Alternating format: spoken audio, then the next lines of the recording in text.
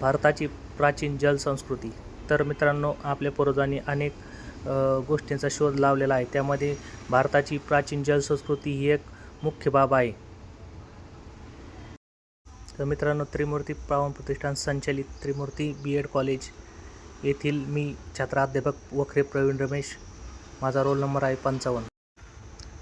मुलांनो, आपण आज पाहणार आहोत झालरा. 3 किंवा 4 बाजूंना पायऱ्याचे टप्पे असलेल्या आयताकृती पायऱ्याच्या विहिरी वरच्या बाजूस जलाशय किंवा तलावातून पाणी गोळण्यासाठी बांधल्या जात असत. सर्वात जुनी झालरा ही इसवी 550 मध्ये बांधली गेली. त्यानंतर पाहणार आहोत तलावबांधी.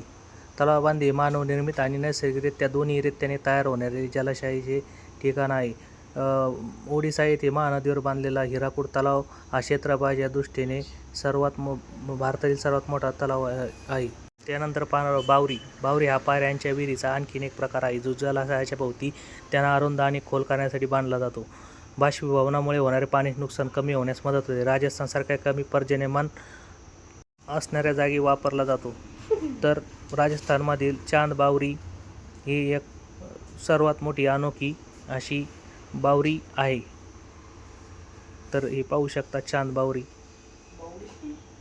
त्यानंतर पाहू शकता टाका. टाका हा पावसाचे पाणी साठवण्याच्या पद्धतीत मोठ्या प्रमाणात पाणी साठवण्यासाठी वापरला जाणारा एक आधुनिक टाकीसारखा प्रकार आहे. या साठवणे तंत्र राजस्थान वाळवंटातील प्रमुख मूळ तंत्रज्ञान आहे. हा टाका एक दंडागोलाकार जमिनीत खड्डा असतो. तो घराच्या छतावरून अंगणावरून पाणी साठवण्यासाठी मानवनिर्मित पाणलोट क्षेत्रामधून मिळणाऱ्या पावसाच्या पाण्याने भरला जातो. त्यानंतर पाहणार आहार पाणी. दक्षिण बिहारमध्ये आढळणारे पाणी हे तिन्ही बाजूंनी तटबंद असलेले जलाशय आहे, जे पुराचे पाणी साठवण्यासाठी याचा वापर केला जातो. तर हा मानवनिर्मित असतो. नंतर पाहणार आहोत धरणे, बंधारे. तर त्यामध्ये आपण जायकवाडी प्रकल्प पाहणार आहोत. जायकवाडी प्रकल्प हा प्राचीन नसून आधुनिक काळातील एक प्रमुख जलसंधारण प्रकल्प आहे, परंतु महाराष्ट्राच्या दुष्काळी भागात पाणी साठवण्याच्या प्राचीन संकल्पनेचा वापर करून तो उभारला गेला आहे.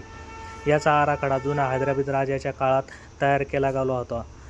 हे संभाजीनगर येथील पैठण येथे गोदावरी क्षेत्रावर आहे. तर आपण पाहू शकता जायकवाडी धरण हे त्याचे 27 मुख्य दरवाजे आहेत. त्याला 2 कालवे, एक उजवा कालवा, डावा कालवा. हे सर्वात जुने मातीचे धरण आहे आणि भारतात त्याचा नंबर 2 असा लागतो. त्यानंतर पाहणार आहोत आपण कुंड. इतिहासाच्या पानानुसार राजा सुरसेन यांनी इसवी 1607च्या सुमारेस वाडी कालेमन या गावात सर्वात जुने न्यातकुंड बांधले. असे मानले जाते की हे बशीचे आकार पाणलोट क्षेत्र आहे, ज्यामध्ये पिण्याच्या पाण्यासाठी आणि पावसाचे पाणी साठवण्याच्या उद्देशाने त्याची रचना केली गेली होती.